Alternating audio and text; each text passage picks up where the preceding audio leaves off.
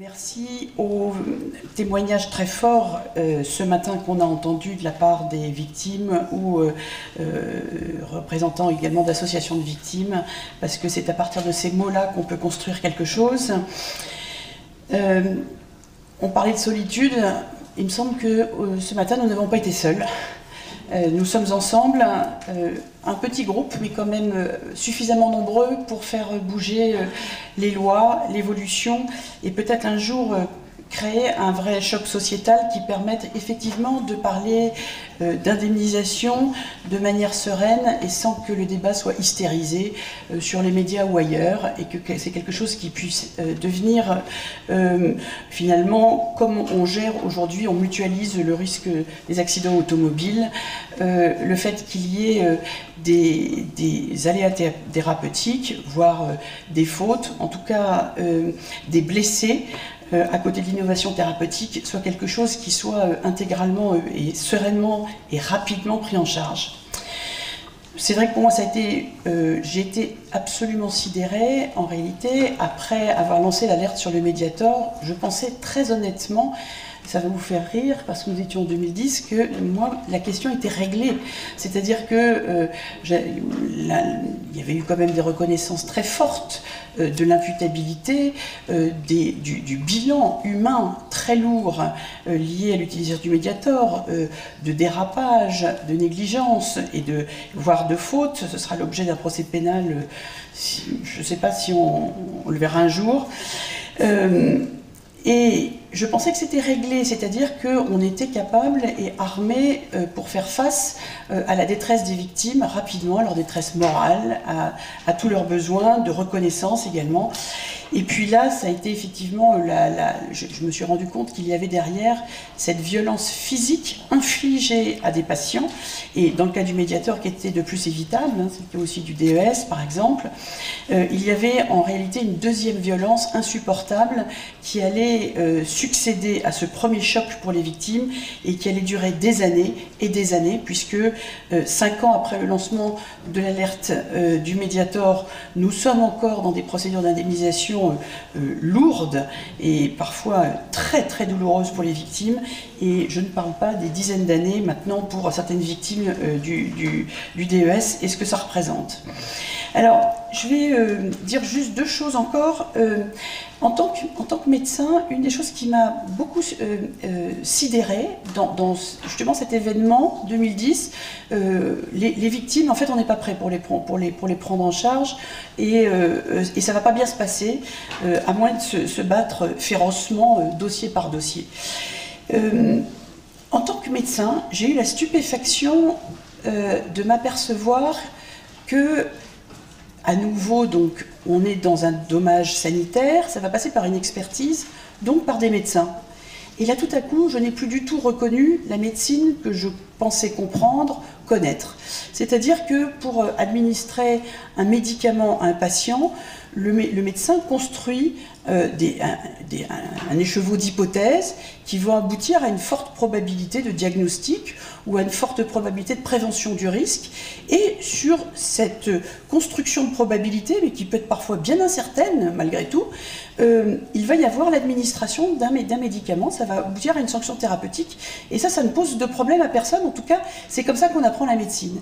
Et là, tout à coup, je me suis aperçue que une pathologie qui peut être reconnue avec des arguments qu'on nous a appris depuis la faculté de médecine, et d'ailleurs qui vont alimenter des publications scientifiques, qui vont permettre aussi des signalements de pharmacovigilance, etc. Et bien, tout ça s'écroule, et plus rien ne suffit lorsqu'il s'agit de l'autre côté du miroir d'indemniser. On ne fait plus de la médecine, je ne sais pas très bien ce qu'on fait, mais c'est quelque chose qui est pour moi vraiment un sujet de sidération. La deuxième chose, c'est, et qui est liée probablement à ça, mais peut-être que je peux en témoigner en tant que médecin, c'est que les médecins ne se trompent pas, vous le savez très bien. Moi, je ne me suis jamais trompée, j'ai toujours prescrit à bon escient, dans l'intérêt de mes patients, et je ne vois pas pourquoi on viendrait me demander des comptes. Ce que je viens de vous dire est ahurissant, mais c'est quand même la position encore majoritaire du corps médical et expertal inclus. il y a dans la salle une étudiante en sociologie qui a fait une enquête auprès des cardiologues français après l'éclatement du scandale du Mediator, Solène Lelinger, par un questionnaire. Et dans les questions, est-il normal, considérez-vous comme normal, d'indemniser des patients qui ont souffert de valvulopathie liée au Mediator? Plus de 80% des cardiologues interrogés considèrent qu'il n'y a pas lieu d'indemniser des victimes du Mediator, à moins qu'elles soient vraiment mais très malades ou pré-mortem. Voilà. Donc c'est quelque chose d'absolument sidérant et qu'il faut... Il y a un énorme travail à faire. Cette position-là, ce positionnement très choquant, concerne une grande partie des experts médicaux qui vont être eux-mêmes sollicités et donc va rendre compte des difficultés à obtenir cette indemnisation.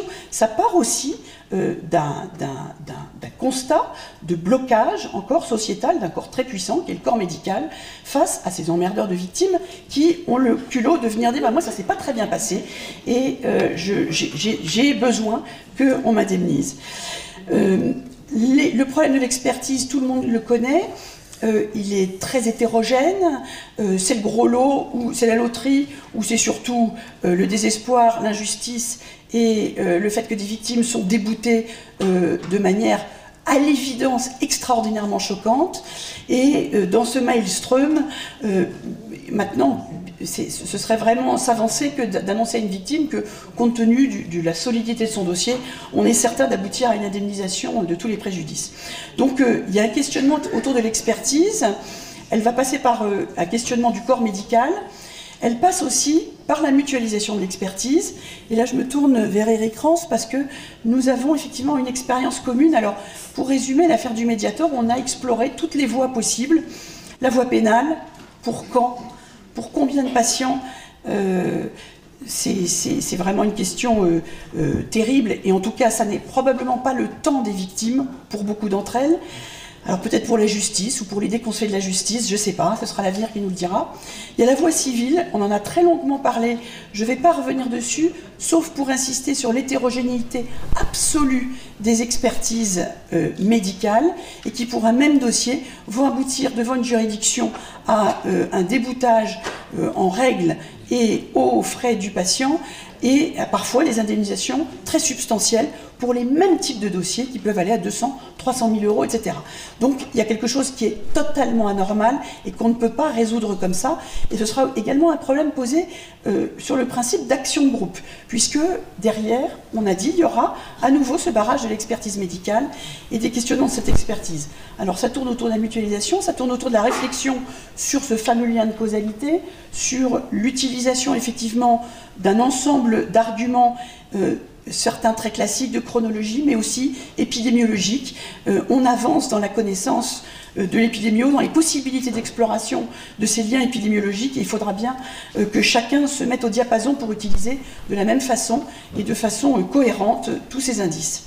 Donc, la troisième expérience a été celle de l'ONIAM, et qui a, chacun s'en souvient, bien mal commencé, pour de multiples raisons. Ça a été au départ à nouveau une terrible déconvenue pour les victimes du Mediator et de leurs défenseurs, car un nombre considérable, au départ c'était plus de 90% des dossiers présentés qui étaient rejetés pour de multiples obstacles qu'on a d'ailleurs un petit peu évoqués les uns et les autres de toute cette matinée, qui sont liés à un positionnement juridique parfois extrêmement rigide et qui fait mal le distinguo entre le lien de causalité exigé pour du pénal, ou bien évidemment, avant d'envoyer quelqu'un en tôle, pardonnez-moi l'expression, mais le pénal c'est quand même ça, ça peut se terminer par de la prison ou des amendes très lourdes, etc. Il faut un lien de causalité qui fasse que le doute bénéficie à l'accusé. C'est un des premiers droits que nous avons et qui préserve les droits de la défense. Mais il y a autre chose qu'on a du mal à dépasser, qui est le lien de causalité dans une démarche, je dirais philosophique, qui est complètement différente, qui est celle de l'indemnisation.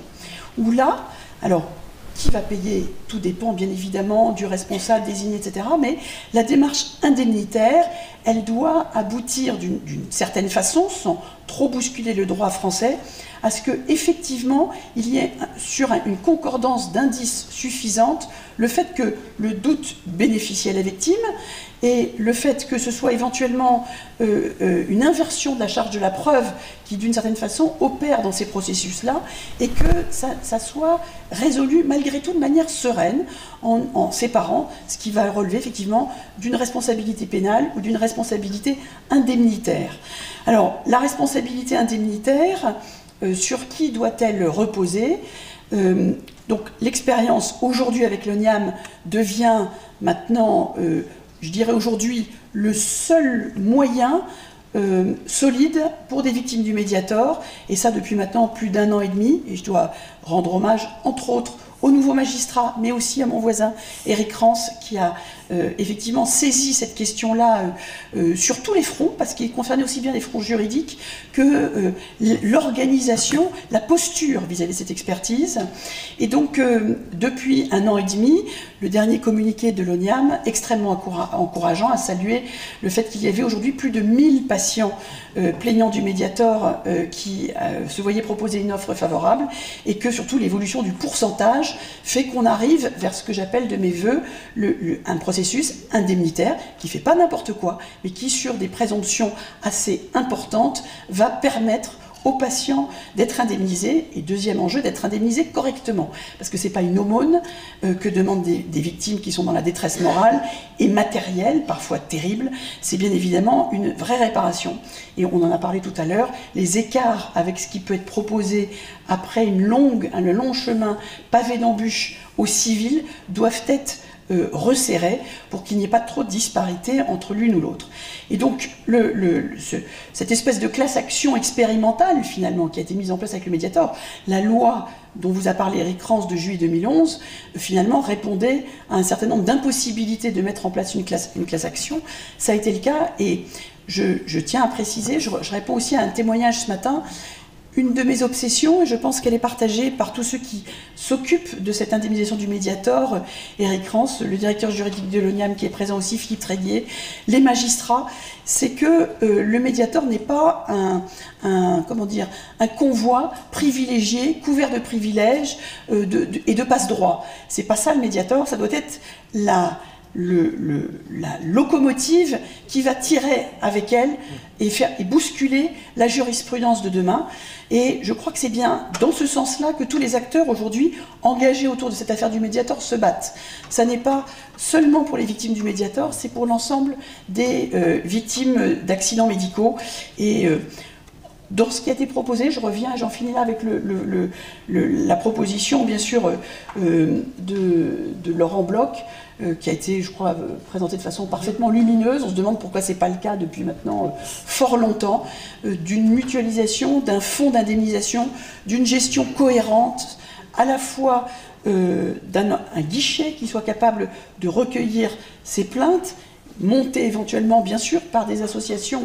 Je n'oublie pas leur rôle pour être l'avant-garde de ces signaux d'accidents sériels, mais je ne parle pas que des accidents sériels, enfin là c'est un peu le sujet avec le Mediator, et qui puissent effectivement se tourner vers un guichet qui a déjà organisé ça, qui a une expertise, qui a la possibilité de mutualiser, d'avoir une philosophie de cette expertise, d'avoir une cohérence entre chaque expertise, et puis qui puisse d'emblée disposer de fonds, parce qu'il y a des problèmes dramatiques à régler. Il faut pouvoir avancer des fonds en attendant que des questions complexes de responsabilité soient parfaitement établies. Et bien évidemment, l'idée d'un fonds qui reposerait, mais comme l'a expliqué ta taxe Tobin du médicament est quand même très largement répartie, mais en premier quand même sur les producteurs du médicament, puissent faire face à ces situations d'urgence, et puis indemniser. Après, il peut y avoir une nouvelle répartition en fonction des responsabilités retenues. Ce sont des propositions essentielles, et j'espère qu'ils verront le jour bientôt. Voilà, je vous remercie.